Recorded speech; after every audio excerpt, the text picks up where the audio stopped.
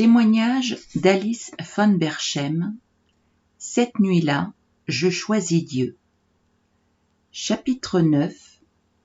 Au service du Seigneur. C'est pour servir que nous sommes sauvés. Servir le Seigneur est une joie, un privilège. Quelques mois après sa conversion, Alice déclarait : « Depuis que j'ai compris le bonheur de se mettre à son service, je ne puis dire combien la vie me semble belle. » Ce service pour Alice devait être l'expression de la vie de Christ en elle. Il faut être avant de faire. La première chose n'est pas d'avoir une abondante activité pour Dieu. Non, la seule chose qui compte, c'est notre union avec Christ. C'est de le connaître lui, de l'entendre, de lui parler, de discerner ce qu'il demande de nous. C'est une des plus grandes grâces de Dieu de pouvoir être en bénédiction à d'autres et de leur communiquer la vie divine que nous avons reçue. La vie engendre la vie. Bien que ce ne soit pas avant tout les œuvres, mais les fruits de l'esprit que Dieu cherche, il ne faut pas oublier Éphésiens 2,10. Nous sommes son ouvrage, ayant été créés en Jésus-Christ pour de bonnes œuvres que Dieu a préparées d'avance afin que nous les pratiquions. Nous ne sommes que des instruments dans la main du Maître, qu'il emploie pour atteindre le but que lui s'est proposé et non le but que nous nous sommes proposés.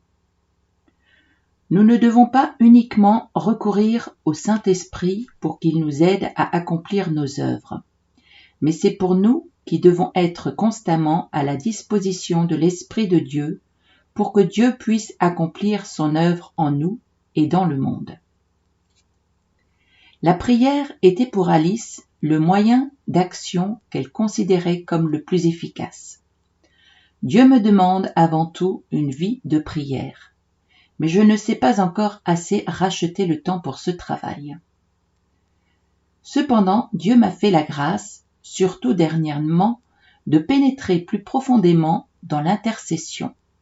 Il a mis dans mon cœur un vrai fardeau pour le salut des âmes, tout d'abord les âmes de ceux qu'il m'a directement confiés, puis d'autres encore, tout spécialement celles des jeunes. Pour le moment, c'est par la prière que je puis agir. Alice a toujours considéré son foyer et son entourage immédiat comme son premier champ de mission. Pour moi, je n'ai qu'un seul désir, vivre pour Dieu, le servir dans ma famille d'abord, auprès des autres ensuite. Aide-moi, Seigneur, à trouver une occasion favorable pour parler de toi à mes domestiques. Conduis-moi dans le village auprès de ceux que je dois visiter. Juste avant de les quitter, le ressuscité a dit à ses disciples : « Vous serez mes témoins à Jérusalem, d'abord, puis en Judée, en Samarie et jusqu'aux extrémités de la terre. » Pour Alice, sa Judée a été ceux de son milieu social. Fidèlement, courageusement, elle a apporté là son témoignage. Je suis préoccupée de notre responsabilité vis-à-vis du milieu dans lequel nous sommes nés. Je crois que Dieu veut que nous rendions témoignage au sein de la société à laquelle nous appartenons. C'est plus facile de parler de lui dans un autre milieu que le sien. Mais n'est-ce pas nos parents, nos amis, nos connaissances dont Dieu, dans une certaine mesure, nous demandera compte parce qu'il nous en a donné la charge ? L'amour des âmes découle naturellement de l'amour pour Dieu. Cet amour pour Dieu, Alice l'a ardemment désiré. Je demande l'amour. Aimer Dieu de tout mon cœur, de toute ma force, de toute ma pensée. L'aimer plus que tout. Croire à son amour pour moi. Connaître l'amour de Christ, l'exaucement, la conduite à se tourner vers les autres. Gagner des âmes à Dieu devrait être le but premier de notre vie, avec notre propre sanctification. Notre vie serait manquée si nous n'avions pas amené au moins quelques âmes à Dieu. Mieux vaut gagner une seule âme à fond que d'en influencer vaguement un grand nombre. Oh, comme nous manquons encore de cet amour brûlant pour les âmes, qui nous pousse à les chercher individuellement, qui nous donne les mots pour les gagner, la persévérance pour prier, qui nous fait accepter avec joie les souffrances, les mépris, les oppositions pour qu'elles soient sauvées. Ce désir de gagner des âmes a poussé Alice à organiser tout d'abord des études bibliques pour les jeunes filles du village de Crans et à s'occuper de l'école du dimanche. Merci Seigneur Jésus de m'avoir donné ton esprit pour m'aider hier soir à parler à mes jeunes filles. Je te prie ce matin pour elles, afin qu'elles se donnent à toi. Je voudrais gagner leur confiance et avoir l'occasion de leur parler individuellement. Aide-moi à le faire. Je te prie pour le village et pour l'école du dimanche, que tu ouvres le cœur des enfants et nous aides à leur expliquer ta parole. Le contact avec le village ne s'est pas perdu au cours des années. Plus tard, Alice organisa chez elle tous les automnes une réunion pour les dames de Crans, toujours bien fréquentée. En 1900, elle acceptait l'offre de collaboration de mademoiselle Adèle Pélaz, qui devait devenir par la suite sa plus précieuse amie, bien que d'environ 20 ans son aînée.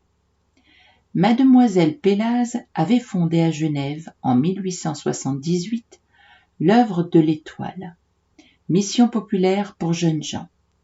La grand-mère d'Alice et sa mère déjà y avaient été actives dès la première heure. L'Étoile fut avant tout une œuvre d'évangélisation, mais dont le côté social n'était pas négligé. Le but était de former des hommes qui soient des hommes dans le sens biblique du terme, réellement nés de nouveau, disciplinés, tenant haut et ferme le drapeau de l'Évangile par un témoignage clair de la vie et des lèvres. Adèle Pélaz leur prêchait la conversion, la vie victorieuse en Jésus-Christ, et ne ménageait pas ses peines pour les aider à trouver un bon métier.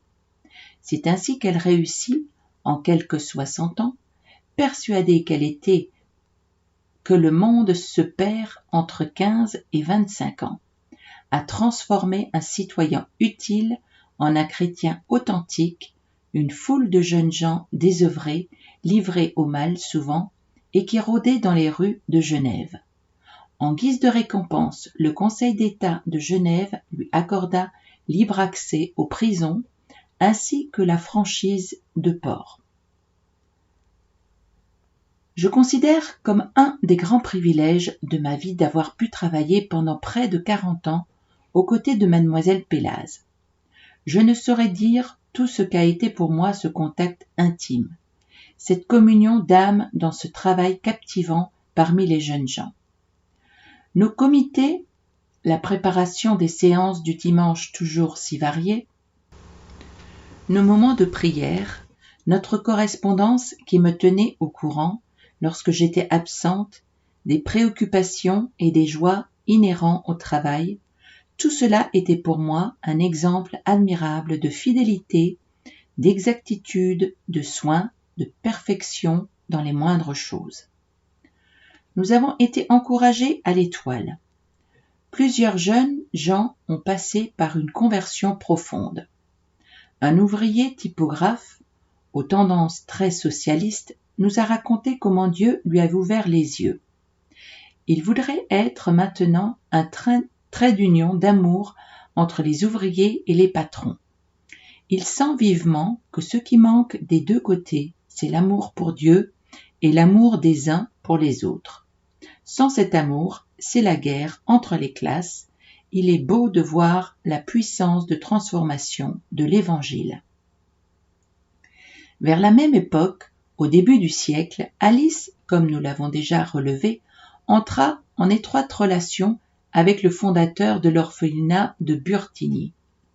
Non seulement elle reçut beaucoup spirituellement du pasteur Moreillon et de madame Sergy qui lui succéda, mais elle s'intéressa d'une manière active et pratique au personnel, les tantes, pour employer le vocabulaire de la maison, ainsi qu'aux enfants et à la marche de l'œuvre dans son ensemble. Chaque année, à Noël, elle envoyait un message à lire à toute la maisonnée, assemblée pour la fête. Persuadée que cette œuvre est un témoignage dans notre pays roman à la fidélité et à la puissance de Dieu, Alice, après la mort de Madame Cergy, écrivit le récit de sa fondation et de son développement. À l'occasion du 4e anniversaire de la fondation de la maison, Alice prononça, dans le temple de Burtigny, une allocution qui montre bien son intérêt concret pour cette œuvre. En voici quelques extraits. C'est un cantique de louange et d'adoration qui monte aujourd'hui de nos cœurs vers notre Dieu. Tous les amis de la maison et du règne de Dieu se réjouissent des œuvres de l'Éternel et glorifie son nom qui est au-dessus de toute louange. Dieu a répondu aux prières et à l'attente de ses enfants. Sans qu'il soit fait appel aux hommes, il a envoyé tout ce qui était nécessaire pour l'entretien et l'éducation de certains enfants orphelins ou abandonnés. Il a permis qu'un grand nombre d'entre eux soient amenés à la connaissance de Jésus-Christ. Nous voulons tout d'abord bénir Dieu d'avoir suscité parmi nous le fondateur de la maison, M. Charles Morayon, dont le souvenir reste vivant dans le cœur de tous ceux qui l'ont connu et aimé. C'est à lui que Dieu a donné la vision de cette œuvre de foi et d'amour. C'est lui qui a été choisi pour en poser les fondements. Nous bénissons Dieu aussi d'avoir suscité, appelé, préparé celle qui a été dès le début la collaboratrice du fondateur qui a partagé sa vision d'une marche par la foi et dans le cœur de laquelle Dieu a versé un profond amour maternel pour les déshérités de la vie. Après le départ prématuré de cher Monsieur Morayon, il n'avait que 34 ans, la lourde responsabilité de la direction de la maison a reposé sur les épaules de sœur Cécile, comme on aime à l'appeler. Enfin, nous bénissons Dieu pour toutes les collaboratrices et collaborateurs qui ont travaillé dans la maison, dont plusieurs ont consacré leur vie entière à cette œuvre d'amour. Nous pensons à celles qui sont déjà auprès du Seigneur, tante Alice, qui a ouvert sa propre maison pour y recevoir les premiers enfants. Sa fille, tante Amélie, une des premières à la tâche, tante Laure, qui a été une mère pour tant de garçons, tante Augustine, une enfant de la maison, devenue collaboratrice dont le souvenir reste en bénédiction, et d'autres encore. Aujourd'hui, je voudrais apporter une parole d'affection et d'encouragement à ceux qui sont à la brèche maintenant, qui luttent et prient, qui se donnent sans compter à cette tâche pleine de difficultés et de renoncement, mais de joie aussi. Dieu, dit Hébreux 6:10, n'est pas injuste pour oublier votre travail et l'amour que vous avez montré pour son nom. Nous sommes heureux de voir ici beaucoup d'anciens enfants de la maison, quelques-uns de la première heure, qui à leur tour ont fondé un foyer. Quelle joie ce serait pour Monsieur Morayon, lequel avait une si haute idée de la valeur de la famille, de voir se réaliser un des buts qu'il avait en vue. Préparer ceux qui ont été privés d'une famille à fonder le moment voulu leur propre foyer sous le regard de Dieu.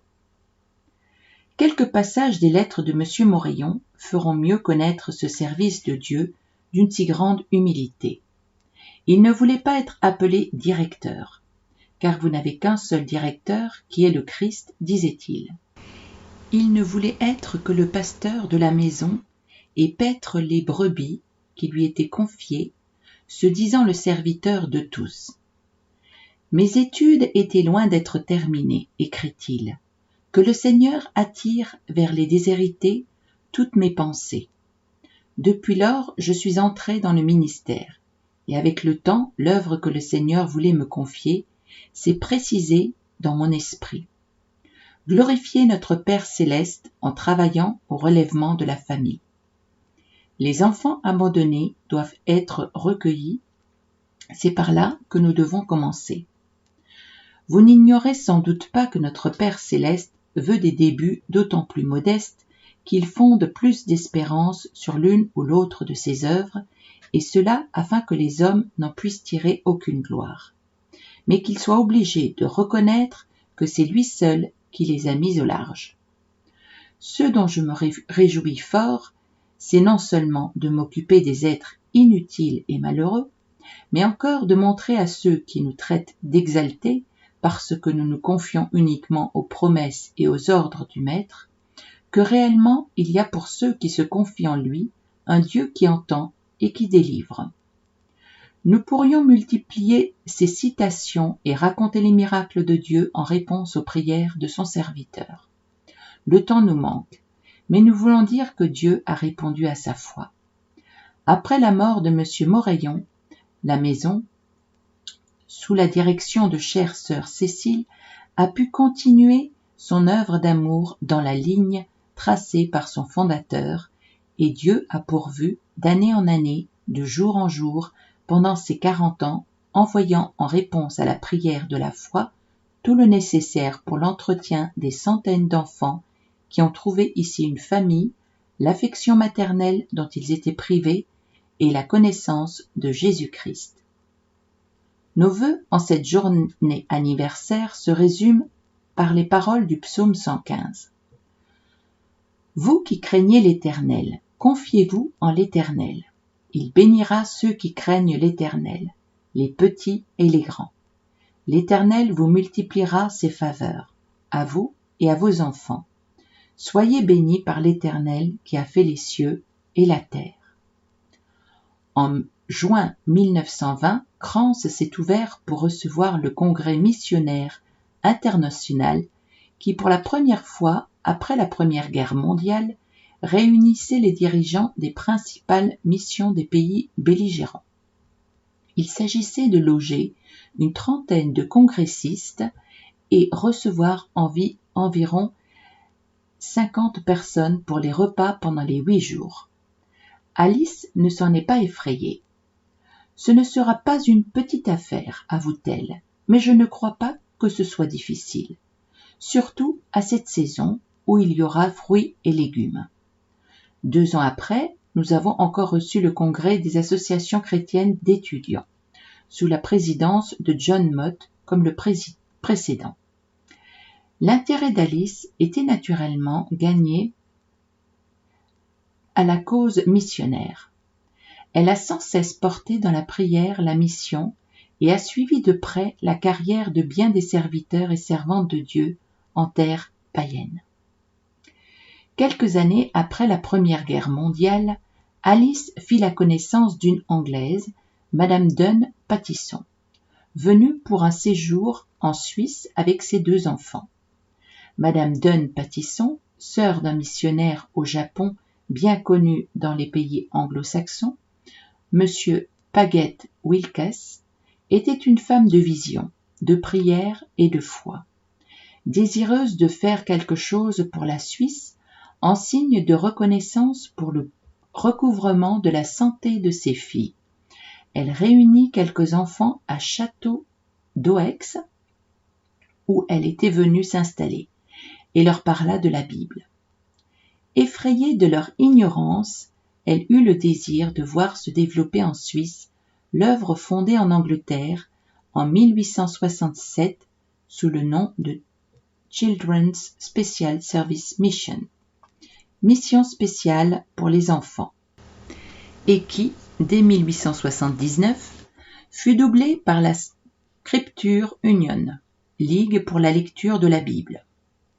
Mais Madame Dunn Pattison ne possédait pas suffisamment la langue française pour pouvoir aller de l'avant sans aide. Ayant demandé à Dieu de mettre sur son chemin la personne capable de devenir son porte-parole, elle discerna dans la rencontre avec Alice l'exaucement de sa prière, d'où sa demande de collaboration. Ce fut d'abord le refus. Il semblait à Alice qu'elle n'avait matériellement pas le temps de se charger de cette nouvelle activité. Mais n'avait-elle pas toujours dit que si elle disposait de 2 vies, elle en consacrerait une tout entière à faire connaître la Bible aux jeunes? Aussi, à son tour, fit-elle de ce projet un sujet de prière. Se ravisant, elle accepta. Ces 2 dames se mirent alors à parcourir ensemble la Romandie et poussèrent même une pointe jusqu'en Suisse allemande, cherchant partout à convaincre les parents de la nécessité de remettre entre les mains de leurs enfants la Bible, accompagnée d'une liste de lectures et de commentaires quotidiens à leur portée. Les débuts furent modestes, difficiles parfois. En effet, pour plusieurs, c'était en 1925, époque où fleurissait le libéralisme. L'idée de donner la Bible à lire aux enfants paraissait une hérésie, et l'opposition était inévitable. Pour manifester leur réprobation, tels parents quittèrent même la salle de réunion. Mais la vision de cette œuvre venait de Dieu, et la bénédiction que d'emblée il fit reposer sur elle n'a cessé de l'accompagner au cours des années. Le plus petit deviendra un millier. Telle est la promesse reçue au départ et qui s'est trouvée amplement réalisée par la suite. L'intérêt qu'Alice voue à la Ligue pour la lecture de la Bible ne s'est jamais démenti. La branche suisse du mouvement international s'établit à Veynes sur Lausanne, où dès 1929, des camps de vacances furent organisés. Alice participa à de nombreux camps, donnant des cours bibliques, suivant de près les jeunes, encourageant les dirigeants, les chefs et cheptaines de ses conseils maternels et le soutenant de son intercession. « Tout va très bien », écrivait-elle d'un de ces camps. « Nous sommes très heureux des résultats obtenus. Entre 30 et 40 fillettes se sont données à Dieu. J'ai eu mon premier cours ce matin et je me suis trouvée en face d'une salle comble. L'affluence des enfants nous force à étudier sérieusement la construction de cantonnements en bois. Je crois que l'argent qu'on consacre à cela sera bien placé et produira une belle moisson spirituelle. Je pense proposer aux enfants, comme l'année passée, un pique-nique à Crans, ce qui serait une immense joie. Nous avons des journées vraiment bénies et dès le premier soir, plusieurs conversions. Le camp de la Ligue vient de se terminer et a pris tout mon temps. J'ai plus d'une fois travaillé tard pour préparer mon cours biblique. Nos cœurs ont débordé de reconnaissance envers Dieu en entendant le dernier soir les nombreux témoignages rendus. Beaucoup se sont donnés à Dieu pour la première fois. D'autres ont renouvelé leur consécration. Il y eut des luttes intimes, des larmes, des confessions, des réparations et ensuite beaucoup de joie et de chants de louange. J'ai fait une étude sur la parole de Jésus. Moïse a écrit de moi. J'ai montré aux enfants Jésus, un type, symbole, parole prophétique dans les 5 livres du Pentateuque. C'est un magnifique sujet que je n'ai pu qu'effleurer, et dont j'ai retiré, moi la première, une vraie bénédiction. Monsieur Haïbi est un organisateur de premier ordre. Dans chaque dortoir, il a placé comme cheftaine une jeune fille convertie, la rendant responsable de la bonne marche de la chambrée et lui confiant avant tout une responsabilité spirituelle. Chaque matin, dans une réunion avec les cheftaines, c'est le partage des difficultés et des joies, suivi d'un moment de prière. Monsieur Haïbi s'est chargé des messages du soir. Il ne fait jamais d'appel direct, craignant les entraînements passagers. C'est en général dans leur chambre ou dans des entretiens personnels que les jeunes filles font le pas décisif. Notre programme n'est pas trop chargé. Diane à 6h45, puis toilette et mise en ordre des dortoirs. Ensuite 20 minutes pour le culte personnel et déjeuner à 8h, suivi d'un court mot d'ordre donné par une des aides. À 9h30, chant, et à 10h, cours biblique jusqu'à 11h. Les campeuses peuvent en copier le résumé sur le tableau noir. L'après-midi, repos jusqu'à 15h, pain et chocolat, puis jeux et promenade. Le souper est de bonne heure et la réunion du soir se termine à 20h30, afin que l'extinction des feux ne soit pas trop tard. Le camp des garçons commencera demain. Monsieur Haïbi est toujours à la brèche et sera aidé par plusieurs élèves de l'Institut Emmaüs. À la même époque se fondait également à Venesse, sur Lausanne, l'Institut biblique Emmaüs, sous l'impulsion du gendre d'Alice, le docteur Pierre de Benoît, rentré d'un 3e séjour aux Indes au service de la mission de Bâle. Alice s'y intéressa vivement dès le début. « Je pense beaucoup au projet qui est devant nous », écrivait-elle à son gendre en juin 1925, « et je le mets devant Dieu. J'ai la certitude que cette école biblique est dans le plan de Dieu pour notre pays et que Dieu nous a préparés pour cette tâche. Il nous faut beaucoup prier pour que Dieu révèle sa pensée quant au lieu où cette école doit s'élever et au moment où elle doit s'ouvrir.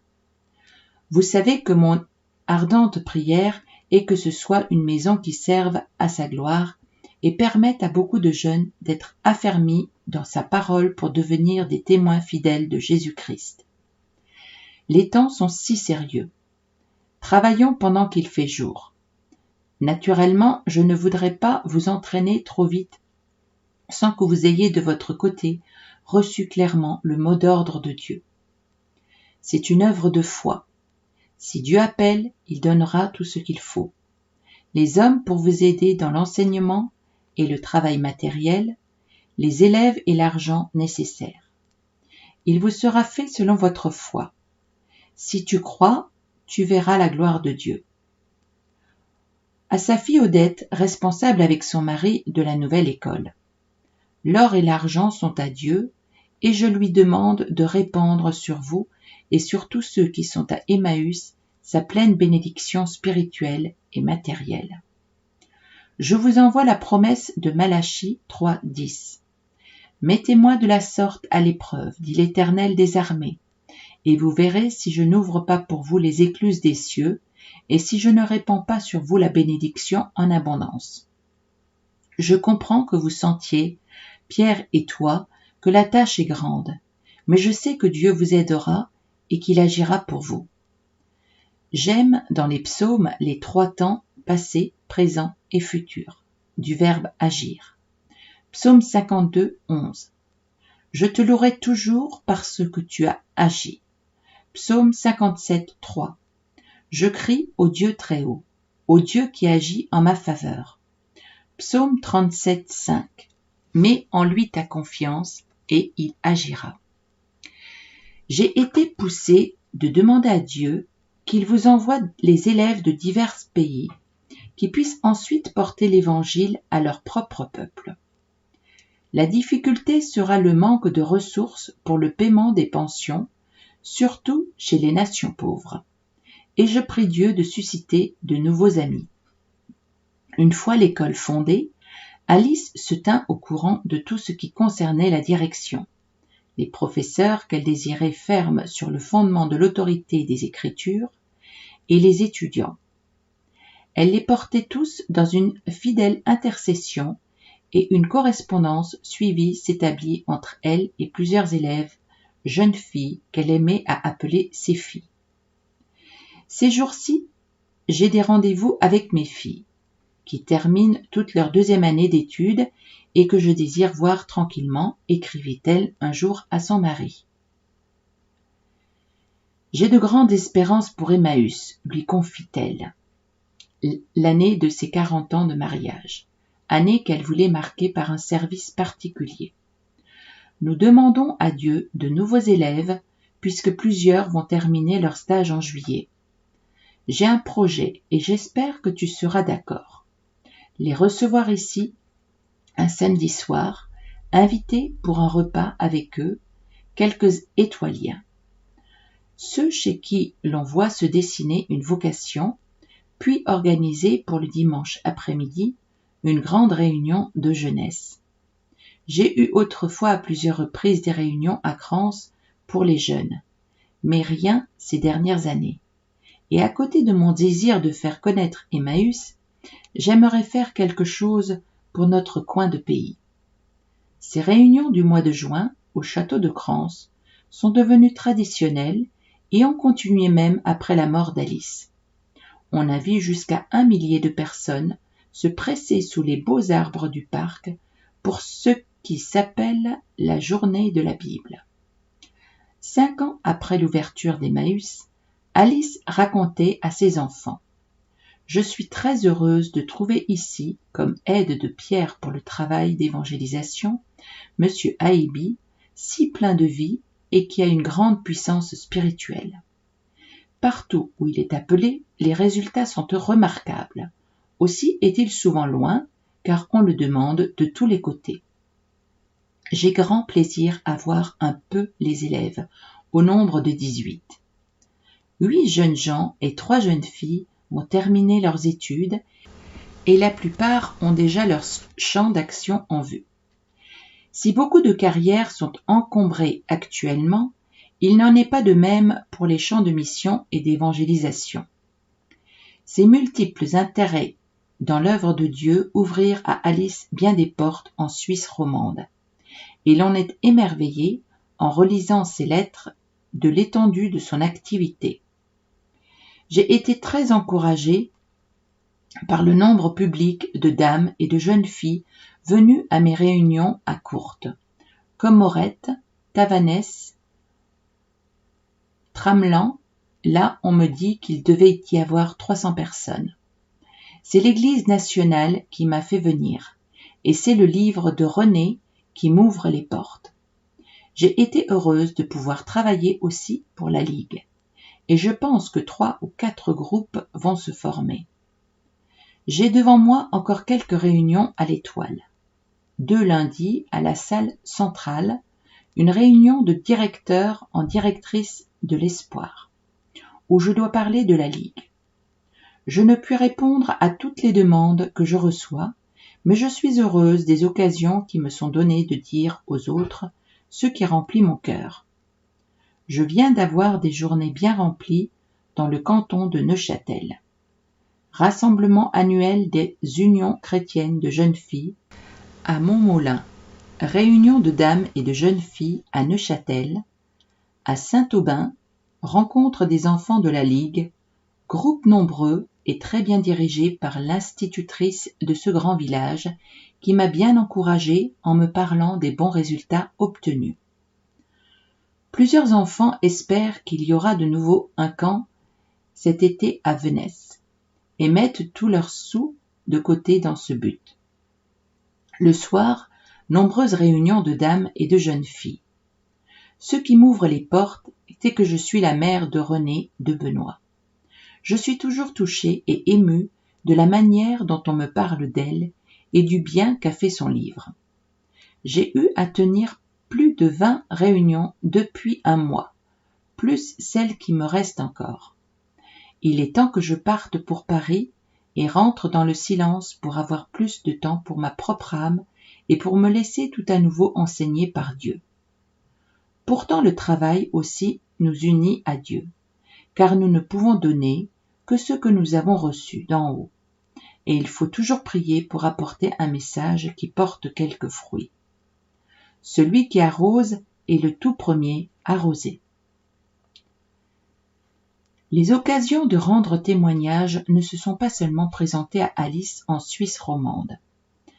D'Amérique du Sud, où elle avait été pour la 3e fois visiter la famille de sa fille Yvonne, femme de pasteur Emmanuel Gallon, elle écrivait: « Nous avons été très heureux de la retraite pour étudiants organisée à Colonia Valdense, Uruguay, pendant la Semaine Sainte.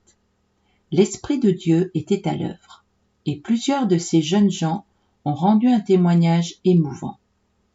Yvonne et son mari ont invité pour dimanche toute la colonie de langue française de Buenos Aires. Après le thé, j'ai été prié de leur dire quelques mots sur le sujet, ce que Jésus-Christ est pour moi. Je l'ai fait bien volontiers comme un témoignage rendu à la grâce de Dieu et à sa fidélité. J'ai demandé à Dieu de bénir l'œuvre qui se poursuit ici. J'ai pensé à tous ces étudiants de Buenos Aires et au grand travail d'Emmanuel, demandant que l'Esprit de Dieu vienne lui-même réveiller les consciences et créer la faim et la soif de Dieu. Alice a toujours eu à cœur les jeunes. Je suis de plus en plus persuadée qu'il faut gagner les jeunes pour Dieu et que l'âge de 12 à 18 ans est par excellence l'âge pour orienter leur vie entière. Avant la Seconde Guerre mondiale, pendant plusieurs années, elle s'occupa à Paris d'enfants délinquants et suivit de près une œuvre d'évangélisation poursuivie vaillamment par 2 femmes dans la zone de la métropole, où s'entassait un nombre inimaginable de misères humaines. Hier, j'ai été tenir une réunion dans la zone, à Saint-Ouen, et c'est malgré les récits que j'avais entendus, je ne m'attendais pas à voir ce que j'ai vu. J'ai été bouleversée de constater que tant de gens vivent dans des conditions pareilles, sans lumière, sans eau, sans égout. On aime apporter les messages de l'Évangile dans un milieu pareil. Et c'est plus facile de parler de la grâce de Dieu en Jésus-Christ là que dans un beau salon, au milieu des heureux de ce monde. Je m'attache aussi à mes jeunes délinquants, qui ne sont pas plus mauvais que bien d'autres garçons. Je vois avec reconnaissance envers Dieu qu'il se fait un travail dans leur âme, qu'ils sont plus faciles à atteindre que beaucoup de ceux qui ont entendu parler de ces choses depuis leur enfance et qui sont comme blasés. Ce matin, j'ai eu une grande joie en recevant une lettre touchante d'un des jeunes délinquants qui semble vraiment converti. Il me demande une Bible. Il me dit, entre autres, « Je n'aurais jamais pu croire que la souffrance morale dont j'étais torturé puisse trouver remède en une foi que je considérais jadis comme ridicule. Dieu est bon de me donner quelques preuves que mon travail n'a pas été inutile. Je continue mes visites chaque semaine aux jeunes gens arrêtés par la police.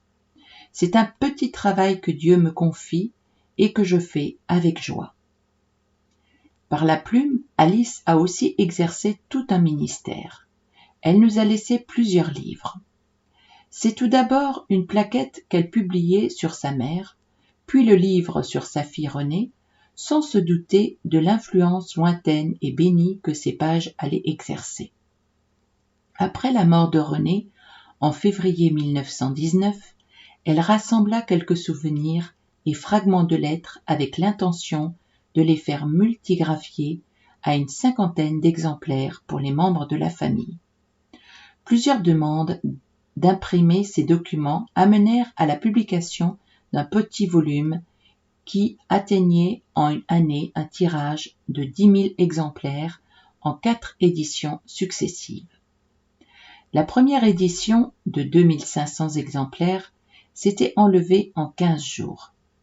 Aujourd'hui, les éditions françaises se sont multipliées et le livre a été traduit en allemand, anglais, hollandais, danois, suédois, russe, roumain, hongrois, tchécoslovaque, espagnol, portugais et japonais. Avec les notes matinales, extraits des carnets personnels de Renée, ce livre, par sa simplicité, a touché aussi bien les intellectuels que des gens simples. Pendant la dernière guerre mondiale, Alice s'est remise à écrire. D'abord les souvenirs de son amie Mademoiselle Pélaz, puis ceux qu'elle avait recueillis sur l'orphelinat de Burtigny. La maison a été un livre aimé et très demandé.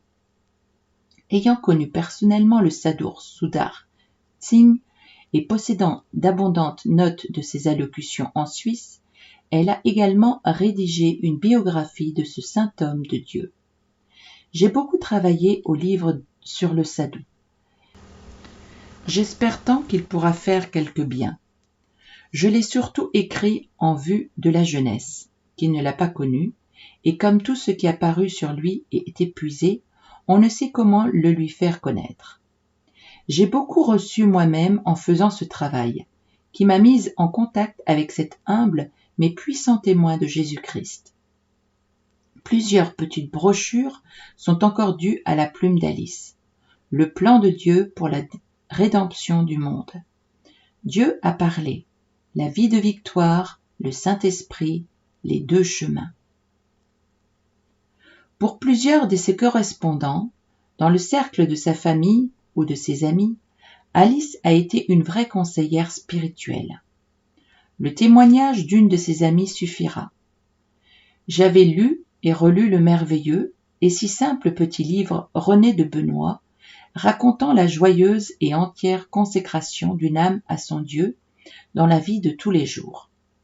Si j'avais pu la connaître, mais elle n'était plus sur la terre. Cependant René avait écrit « Merci, mère chérie, pour tout ce que vous avez fait pour moi. Je sens que je dois tant à votre amour et à vos prières.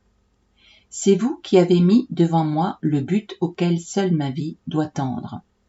Glorifier Dieu. » J'écrivis alors à Madame van Berchem pour la remercier d'avoir publié ces pages. Sa réponse fut le début d'un échange de lettres qui ont beaucoup enrichi ma vie. Je devais ensuite la rencontrer dans un cercle biblique à Zurich où elle avait été appelée à traiter le sujet de la lecture de la Bible parmi la jeunesse. J'ai non seulement joui de son message et de son français si élégant et coulant, mais surtout de ce qu'elle était. Son rayonnement m'a donné l'impression que dans son cœur c'était toujours Noël. Comme elle a su m'encourager et m'entraîner à suivre Jésus, jamais elle n'a cherché à m'attirer à elle. Que ce sera beau de servir Dieu un jour délivré de toutes les entraves d'ici-bas, dans la pleine lumière. Ses serviteurs le serviront et verront sa face, et son nom sera sur tout leur front.